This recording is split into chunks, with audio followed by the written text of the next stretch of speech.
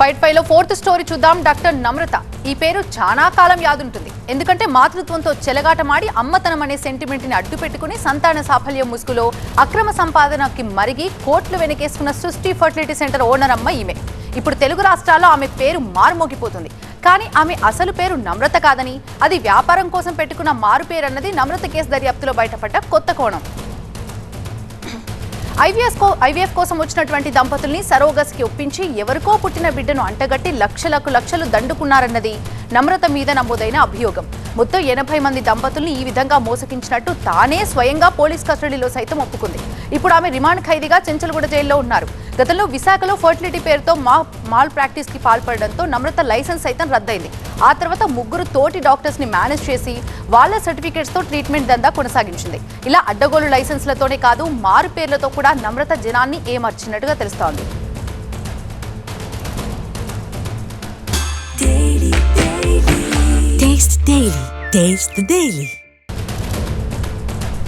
పూర్తి అప్డేట్స్ అందించడానికి మా ప్రతినిధి ఖాజా లైవ్ లో సిద్ధంగా ఉన్నారు. ఖాజా, నీరజ నమ్రతగా ఎలా పేరు మారింది? అసలు పేరు మార్పు వెనుక జరిగినటువంటి తతంగం ఏంటి? ఆమె మెడిసిన్ చేసినటువంటి ఆంధ్ర యూనివర్సిటీ ప్రొఫెసర్స్ ఏం చెప్తున్నారు?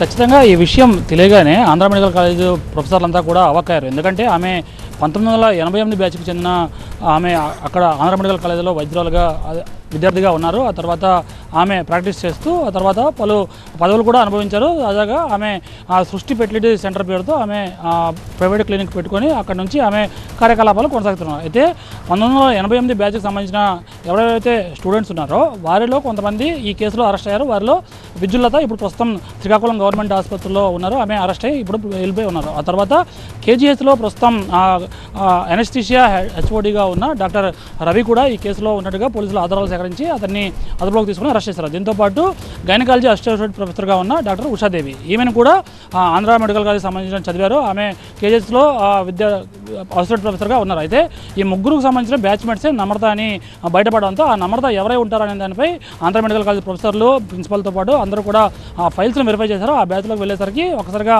ఆ బ్యాచ్కి సంబంధించిన మిగతా ముగ్గురు పేర్లు తెలిసాయి, కానీ నమ్రత పేరుతో ఎవరు ఆ బ్యాచ్లో స్టూడెంట్ ఎవరు లేరంటే గుర్తించారు. అయితే ఆ బ్యాచ్కి సంబంధించిన 1989 బ్యాచ్కి సంబంధించిన వాళ్ళందరినీ కూడా అడిగేసరికి ఆమె ఆ బ్యాచ్ సమయంలో ఆమె నమ్రత కాదు, నీరజగా ఆమె ఆ సమయంలో పేరు ఉంది అని చెప్పగానే ఆమె పేరును వెరిఫై చేసేసరికి ఫైల్లో అత్తులూరి నీరజగానే ఆ ఫైల్లో ఉండేసరికి ఆమె ఫోటోను వెరిఫై చేసుకున్నారు. ఆమె ఈ నమ్రతయే ఆ నీరజ అప్పట్లో చదివినట్టుగా ఆంధ్ర మెడికల్ కాలేజ్ ప్రిన్సిపల్ గుర్తించారు. అయితే ఈ విషయం తెలిసిన తర్వాత అవాక్కయ్యారు. అసలు ఇంతకీ ఆ నీరజ నమ్రతగా ఎందుకు పేరు మార్చుకుంది? కేవలం ఈ చైల్డ్ ట్రాఫికింగ్ కోసమే, ఈ అక్రమాల కోసమే ఈ పేరు మార్చుకుందా, లేక ఇంకేదైనా కారణం ఉన్నాయా అనేది ఇంకా తెలియాల్సి ఉంది.